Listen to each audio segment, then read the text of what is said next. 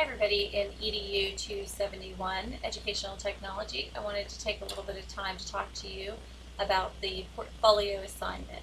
The portfolio assignment will be slightly different for the online students than the hybrid students, and I will discuss the differences as we get into the more specifics about the assignment.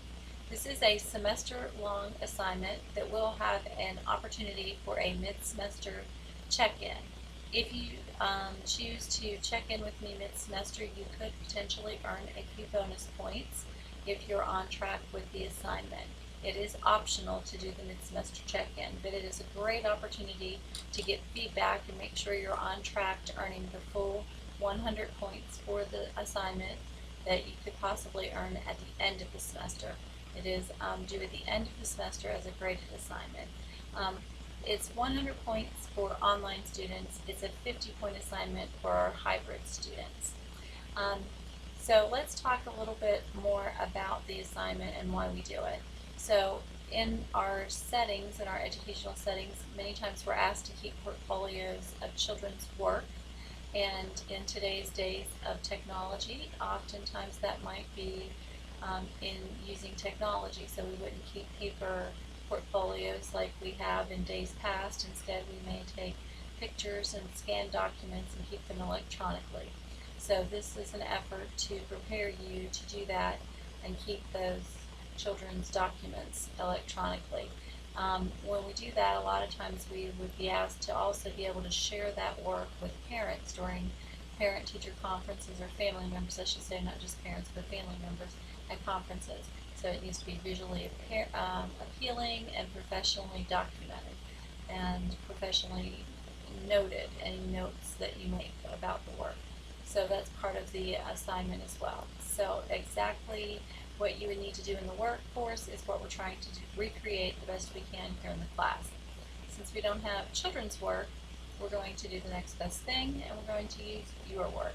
So you're going to make a portfolio of artifacts that represent your experiences in the class electronically, that you would make visually appealing to show or highlight to family members in a conference type setting.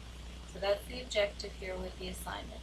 Again, it's going to be a semester long, 50 points for hybrid, 100 points for our online students. So let's look a little bit more about the assignment, the technical side of it. One of the biggest parts of the technical side is I want you to use technology that you're comfortable with. If you're not comfortable with the technology as an educator, you'll become frustrated with it and you'll quit using it.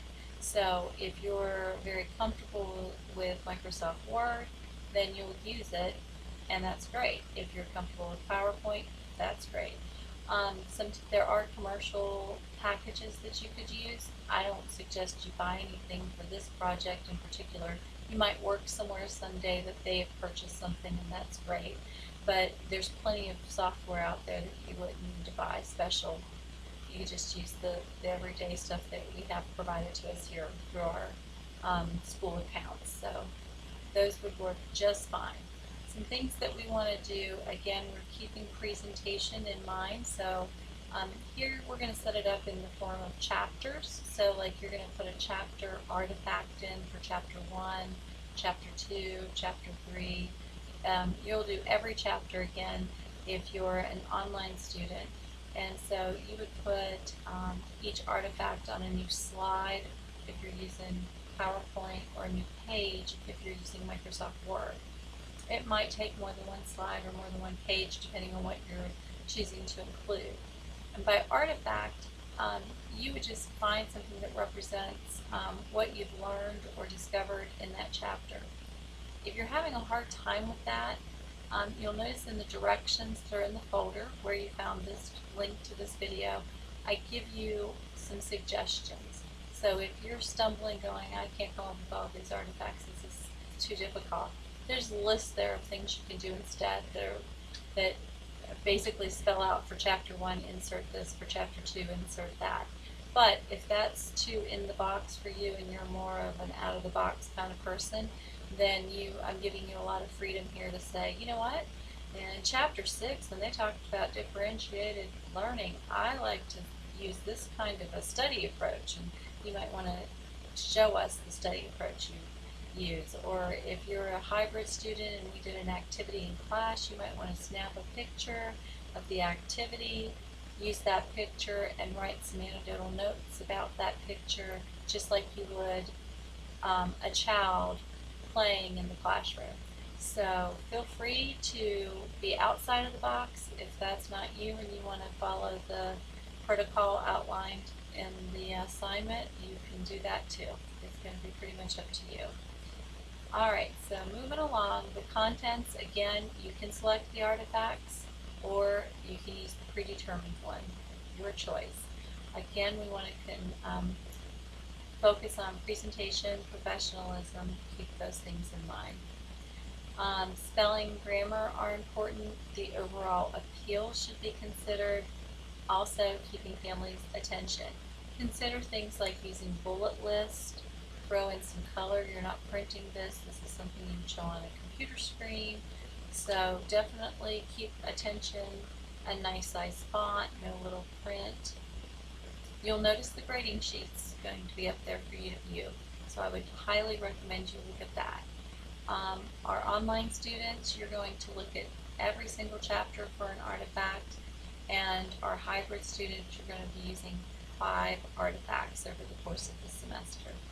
Some tips: do not get behind, especially the online students who will be needing to put in an artifact for every chapter.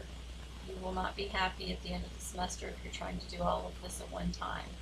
Create a folder or a file that you're consistently adding to, and ask for assistance if you need it.